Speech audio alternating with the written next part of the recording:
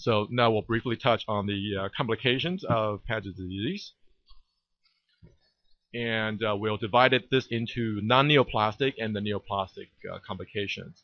In the non-neoplastic category, there's weakening of the bone, because we saw earlier, because on the pathology slide, that bony connections are not there, even though you're forming more bone. It's very weak bone that's formed due to the lack of interconnection. There's deformity, and oftentimes the deformed bone then can lead to secondary osteoarthritis. These weakened deformed bone can fracture, and you can have neurologic complications from neuroforamen impingement or from direct compression of the nerve.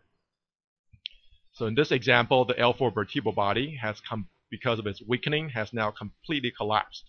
This is the so-called vertebra plana, and the patient is also fairly diffuse osteopenia. Now, there is a differential diagnosis of vertebra plana. It doesn't necessarily have to be Paget's disease, but in this patient, that is the case. In this patient, there is diffuse involvement of the right femur with Paget's disease, cortical thickening, trabecular coarsening, and there's obvious fracture here in the subtrochanteric region. This is unusual location for a fracture. Usually we see fractures in the femoral neck, obviously, but in an unusual location here in the subtrochanteric region, things you think about will be a weakened bone from Paget's in this case.